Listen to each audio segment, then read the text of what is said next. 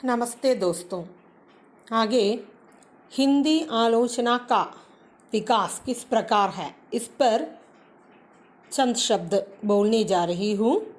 आइए देखेंगे हिंदी आलोचना का विकास। किसी रचना की सम्यक परीक्षा करते हुए उसके गुण दोषों की उद्घाटन करना समालोचना कहा जाता है।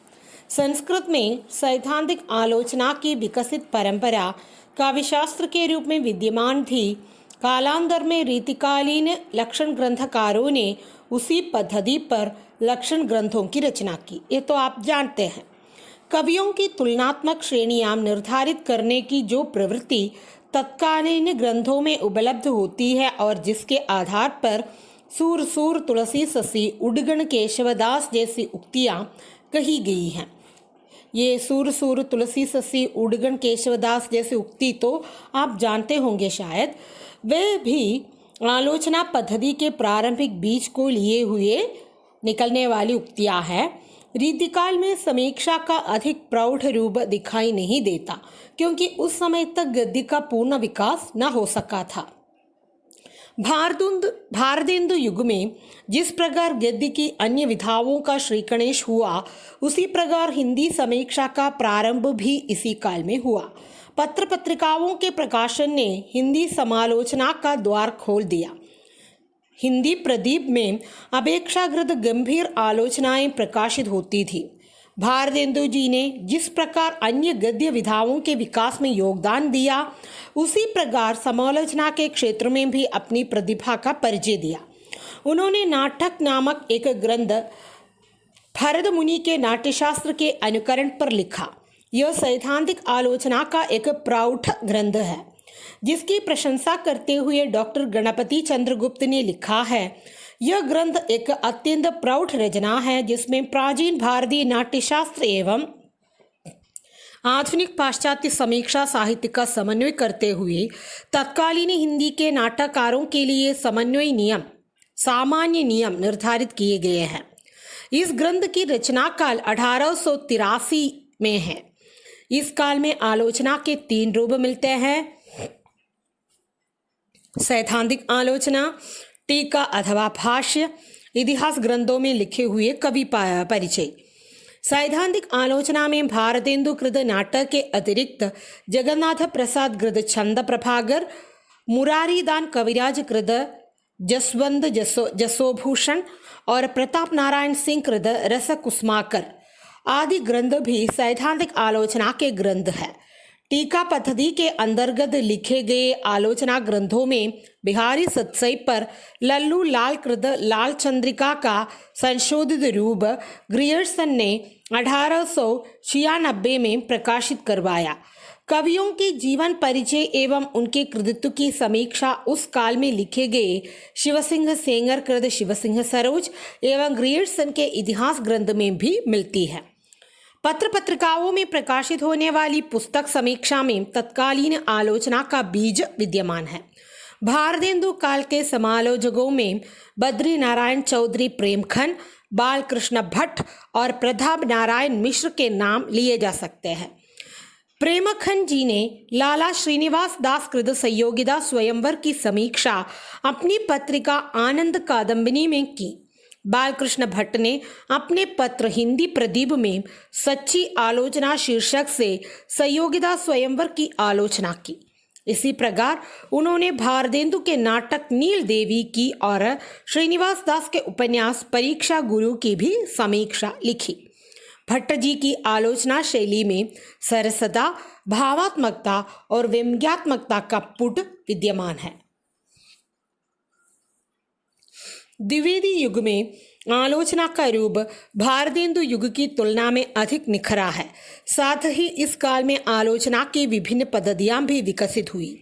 एक ओर तो संस्कृत काव्यशास्त्र के अनुकरण पर सैद्धांतिक आलोचना के ग्रंथ लिखे गए, यथा लाला भगवान दीन कृत अलंकार मंजूषा, जगन्नाथ प्रसाद भानु कृत काव्य प्रभाकर आदि। तो दूसरी ओर तुलनात्मक आलोचना का सूत्रपात पद्म सिंह शर्मा ने बिहारी और सादी की तुलना करके किया। इसी परंपरा में मिश्र बंधुओं ने हिंदी नवरत्न लाला भगवान दीन ने बिहारी और देव तथा कृष्ण बिहारी मिश्र ने देव और बिहारी नामक पुस्तकें तुलनात्मक आलोचना की पद्धति पर लिखी। तुलनात्मक आलोचना का आधार परंपरागत शास्त्रीय विवेचना ही रही। परिचयात्मक आलोचना के अंतर्गत विभिन्न पत्र पत्रिकाओं में पुस्तक समीक्षाओं का प्रकाशन इस काल में अधिक विकसित हुआ। सरस्वती में प्रकाशित अधिकांश परिचयात्मक आलोचनाएं महावीर प्रसाद द्विवेदी द्वारा लिखी गई। ऐसी आलोचनाओं में पुस्तक का संक्षिप्त परिचय, उनकी विषय वस्तु की निंदा या प्रशंसा तथा लेखकीय दृष्टिकोण का उद्घाटन किया जाता है।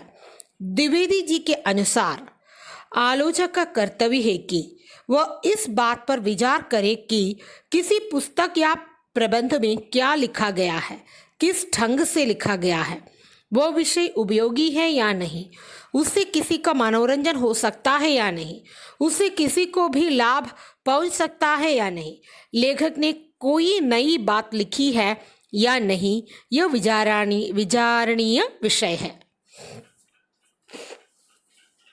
द्विवेदी जी ने एक और भाषा संस्कार के द्वारा लोगों को शुद्ध हिंदी लेखन की ओर अग्रसर किया, तो दूसरी ओर कवियों और लेखकों को उनके कर्तव्य का बोध भी कराया। आलोचना क्षेत्र में उनका महत्व निर्विवाद रूप से स्वीकार्य माना जाता है। उन्होंने नवीन एवं प्राचीन का समन्वय तथा आगे के आलोचकों को दिशा निर्देशन दिए। उनकी शैली सरल, व्यावहारिक एवं सरस है, जिसमें व्यंग्यात्मक पुट भी देखा जा सकता है। इस काल में पाश्चात्य समीक्षकों की आलोचक कृतियां का अनुवाद भी हिंदी में किया गया। पोप के एसे ऑन क्रिटिसिज्म का हिंदी अनुवाद बाबू जगन्नाथ दास रत्नाकर ने समालोचनादर्श नाम से किया। इसी परंपरा में आगे चलकर शुक्ल जी ने एसे ऑन इमेजिनेशन का अनुवाद कल्पना का आनंद नाम से किया। द्विवेदी जी के कुछ निबंधों में भी पाश्चात्य समालोचकों के विचारों की झलक विद्यमान है। पाश्चात्य समीक्षा शास्त्र के परिचित होने के बाद भारतीय आलोचना का स्वरूप बदला है। संस्कृत पद्धति से जहाँ केवल शास्त्रीय आलोचना होती है, वहाँ अब आलोचना के लिए नए मानदंड निर्धारित किए गए और कृति के सामान्य गुण दोषों की विवेचना के अतिरिक्त कृति की मूल प्रवृत्तियों एवं शाश्वत तत्वों का विवेचन भी किया जाने लगा। हिंदी आलोचना को विकसित करने में काशी नागरणी प्रचारणी सभा का भी महत्वपूर्ण योगदान है। बाबू श्याम सुंदर दास ने इस संस्था के माध्यम से हिंदी के आलोचना साहित्य की पर्याप्त श्रीवृद्धि की है। उन्होंने हिंदी भाषा और साहित्यालोचना, भाषा रहस्य जैसी कृतियों की रचना करके हिंदी का महान उपकार किया। साहित्यालोचन में भारतीय एवं पाश्चात्य काव्यशास्त्र को समन्वित करने का स्तुत्य प्रयास किया गया है। हिंदी समालोचना को चरम उत्कर्ष पर पहुंचाने का श्रेय आलोचक सम्राट आचार्य रामचंद्र शुक्ल को है। उनसे पूर्व जिन तुलनात्मक आलोचना का सूत्रपात हुआ था, उसमें न तो कोई आदर्श था और न ही कोई सिद्धांत। आलोचक अपने व्यक्तित्वगत पूर्वाग्रह के कारण किसी भी कवि को श्रेष्ठ या हीन सिद्ध करने का प्रयास करते थे। निश्चित रूप से तुलनात्मक आलोचना के स्वस्थ प्रतिमानों का निर्धारण तब तक नहीं हो सका था। शुक्ल जी ने आलोचना के नवीन मानदंडों की स्थापना की और समीक्षा पद्धति का सुनिश्चित पद निर्मित किया। वे युगीन परिस्थितियों के परिप्रेक्ष्य में ही किसी कृति की समीक्षा करने पर बल देते हैं। निश्चित रूप से हिंदी आलोचना में शुक्ल जी का अपना महत्वपूर्ण योगदान है। शुक्ल जी ने भारतीय एवं पाश्चात्य काव्य शास्त्रों का गहन अध्ययन किया था, अतः उनका समन्वय करके नवीन पद्धति का विकास करने में उन्हें महत्वपूर्ण सफलता प्राप्त हुई। शुक्ल जी की आलोचना पद्धति विश्लेषणात्मक थी। परिणामतः वे रचना के गुण दोष कथन तक ही सीमित न रहकर रचनाकारों की विशेषताओं और उनकी अंतः प्रवृत्तियों की छानबीन भी करते थे। हिंदी के अन्य आलोचकों को पर जहां एकांगी दृष्टि रखने का आरोप लगाया जा सकता है, वहीं शुक्ल जी इस आरोप से बाहर है। शुक्ल जी की आलोचना दृष्टि कुछ मूल्यों पर आधारित था: लोक मंगल की साधना, रस सिद्धांत, प्रबंधात्मकता और विरोधों का सामंजस्य आदि। शुक्ल जी ने एक और तो चिंतामणि के सैद्धांतिक समीक्षा संबंधी निबंधों में अपने सिद्धांतों का स्पष्टीकरण किया, दूसरी ओर उन सिद्धांतों के व्यावहारिक उदाहरण देकर अपने सिद्धांतों को पुष्ट किया। हिंदी साहित्य के इतिहास में उन्होंने कवियों और लेखकों के साहित्य के विषय में जो आलोचनात्मक विवरण प्रस्तुत किए हैं वे इस इतिहास ग्रंथ का सर्वाधिक सशक्त पक्ष है। रस मीमांसा में उन्होंने रस के शास्त्रीय पक्ष का विवेचन मौलिक ढंग से किया है। जैसे ग्रंथावली, भ्रमर, गीतसार, गोस्वामी तुलसीदास में शुक्ल जी ने भक्तिकाल के इन 3 प्रमुख कवियों की काव्यगत विशेषताओं का मौलिक विवेचन एवं विश्लेषण किया। कुछ लोगों ने शुक्ल जी पर यह आरोप भी लगाया है कि वे तुलसी की पैमाना बनकर अन्य कवियों को नापते हैं। इसी कारण कबीर के प्रति वे न्याय नहीं कर सके। वे प्रबंध काव्य को अधिक श्रेष्ठ मानते थे, इसलिए मुक्तकों के प्रति भी वे इतने आकृष्ट नहीं हुए। यही नहीं, अपितु हिंदी काव्य की श्रेष्ठतम धारा छायावाद की अंतरात्मा को न समझ पाने का आरोप भी उन पर लगाया गया है। इस संबंध में यही कहना पर्याप्त है कि शुक्ल जी नैतिकतावादी, लोकमंगलकारी, आदर्शवादी सिद्धांतों के पोषक थे, अतः उनकी आलोचनाएं अपने सिद्धांतों के अनुरूप हैं, किंतु उन पर संकीर्णता का आरोप लगाना नितांत असंगत है। शुक्ल जी की परंपरा को आगे बढ़ाने का श्रेय पंडित कृष्णशंकर शुक्ल, विश्वनाथ प्रसाद मिश्र, चंद्रबिली पांडे और रमाशंकर शुक्ल जैसे कतिपय आलोचकों को दिया जा सकता है। पंडित कृष्णशंकर शुक्ल ने केशव की काव्य कला और कविवर रत्नाकर नामक कृतियों में केशव और रत्नाकर इन 2 प्रमुख कवियों पर समीक्षाएं प्रस्तुत की। पंडित विश्वनाथ प्रसाद मिश्र ने बिहारी खनानंद को अपने अध्ययन का आधार बनाया। हिंदी समीक्षकों में शुक्ल जी के बाद जिस आलोचक का नाम बड़े आदर से लिया जा सकता है वे हैं आचार्य नंद दुलारे वाजपेयी। उन्होंने छायावादी काव्य की विस्तृत समीक्षा करते हुए इस काव्यधारा को प्रतिष्ठित करने में महत्वपूर्ण योगदान किया। उनके द्वारा रचित कुछ महत्वपूर्ण ग्रंथ हैं आधुनिक साहित्य, नया साहित्य, नए प्रश्न, कवि निराला, प्रकीर्णिका तथा राष्ट्रीय साहित्य आदि। वे काव्य में सौंदर्य विधायक तत्वों के उद्घाटन पर विशेष बल देते हैं। कथा साहित्य और नाटक की आलोचना वे इनके प्रभावकारी पक्ष को ध्यान में रखकर करते हैं। प्रसाद जी के नाटकों को वे स्वच्छंदतावादी तथा लक्ष्मी नारायण मिश्र के नाटकों को पुनरुत्थानवादी कहना उपयुक्त मानते हैं। वे मूलतः छायावादी एवं स्वच्छंदतावादी आलोचक के रूप में हिंदी समीक्षा में प्रतिष्ठित हुए। पंडित हजारी प्रसाद द्विवेदी शुक्ल परंपरा के आलोचक है वो भी, किंतु शुक्ल जी के कई मान्यताओं से वे सहमत नहीं हैं। वे कबीर को एक उच्च कोटि का कवि और समाज सुधारक मानते हैं। कबीर की भाषा की शक्ति पर भी उन्होंने ही पहली बार विचार किया है। हिंदी साहित्य की भूमिका, नाथ संप्रदाय, हिंदी साहित्य, सूर साहित्य, कबीर आदि कृतियां उनके गंभीर चिंतन, मौलिक विवेचन को उजागर करती हैं। उनका दृष्टिकोण मानवतावादी अधिक है। मध्यकालीन धर्म साधना और तद्युगीन साहित्य का विश्लेषण करने में उन्हें विशेष सफलता प्राप्त हुई है। डॉक्टर नागेंद्र ने व्यावहारिक एवं सैद्धांतिक समीक्षा के क्षेत्र में पर्याप्त कार्य किए हैं। वे रसवादी आलोचक माने जाते हैं। उनका ग्रंथ रस सिद्धांत रस के सांगोपांग विवेचन की दृष्टि से विशेष महत्व रखता है। कामायनी के अध्ययन की समस्याएं, सुमित्रानंदन पंथ, साकेत एक अध्ययन, रीतिकाल की भूमिका, आधुनिक हिंदी नाटक, विचार और अनुभूति, आधुनिक हिंदी कविता की मुख्य प्रवृत्तियां आदि उनके प्रमुख ग्रंथ हैं। डॉक्टर नागेंद्र ने अपनी कृतियों में कवि की सौंदर्यानुभूति और उसकी अभिव्यक्ति सामर्थ्य का सुंदर विश्लेषण किया है।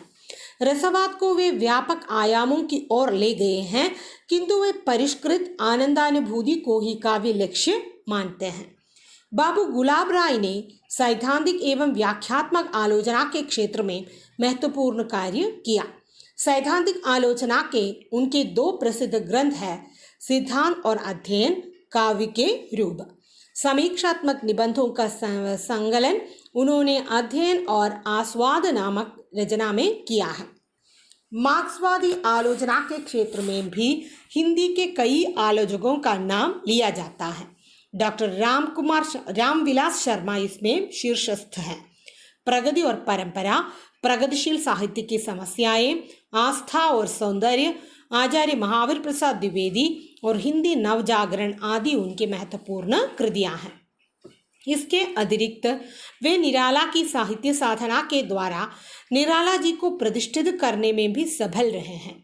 भाषा और समाज उनके भाषा वैज्ञानिक रूप को उजागर करने वाली महत्वपूर्ण रचना मानी गई है। आचार्य रामचंद्र शुक्ल और हिंदी आलोचना उनका सर्वाधिक महत्वपूर्ण ग्रंथ है। मार्क्सवादी दृष्टि होने से उनकी आलोचना दृष्टि निश्चित रूप से सीमित हो गई है। इस वर्ग के अन्य आलोचक हैं शिवदान सिंह चौहान, प्रकाश चंद्र गुप्त, नामवर सिंह, अमृता राय आदि। शिवदान सिंह चौहान की समीक्षा कृतियों में प्रगतिवाद, साहित्य की परख, आलोचना के मान, साहित्य की समस्याएं और साहित्यानुशीलन का नाम लिया जा सकता है। प्रकाश चंद्र गुप्त की प्रमुख रचनाएं हैं आधुनिक हिंदी साहित्य की जनवादी परंपरा आदि। डॉक्टर नामवर सिंह की इतिहास और आलोचना, आधुनिक साहित्य की प्रवृत्तियां, दूसरी परंपरा की खोज आदि कृतियां प्रकाश में आई है। मनोविश्लेषणवादी समीक्षा के क्षेत्र में अज्ञेय, ईलाचंद्र जोशी एवं देवराज उपाध्याय का नाम लिया जा सकता है। जोशी जी ने विश्लेषण, विवेचना, साहित्य चिंतन, साहित्य संतरण में संकलित निबंधों में मनोविश्लेषण के सिद्धांतों को स्पष्ट किया है। अज्ञेय के त्रिशंकु पर फ्रॉयड, एडलर एवं युग के सिद्धांतों की छाप है। फ्रॉयड, एडलर एवं युंग के सिद्धांतों की छाप है। हिंदी की आधुनिक समीक्षा विविध आयामों को लेकर विकसित हो रही है। शैली विज्ञान पर भी इधर कई पुस्तकें प्रकाश में आई हैं। डॉक्टर विद्यानिवास मिश्र की रीति विज्ञान, भोलानाथ तिवारी की शैली विज्ञान, रविंद्रनाथ श्रीवास्तव कृत शैली विज्ञान और आलोचना की नई भूमिका इस विषय की उत्कृष्ट रचनाएं हैं। विभिन्न विषयों पर होने वाले शोध कार्यों ने भी हिंदी समीक्षा की श्री वृद्धि की है। आजकल अनेक पत्रिकाएं भी प्रकाशित हो रही हैं जो आलोचना को समृद्ध कर रही हैं, यथा आलोचना, समीक्षा, प्रतीक, वार्षिकी, माध्यम आदि। हिंदी की नवीन आलोचना तभी अधिक सुसंगत होगी जब हम प्राचीन एवं नवीन ज्ञान का समन्वय कर सके। तो आज के लिए इतना ही है और आगे हिंदी के प्रमुख आलोचक एवं उनकी कृतियों को लेकर मैं फिर से आ जाऊंगी।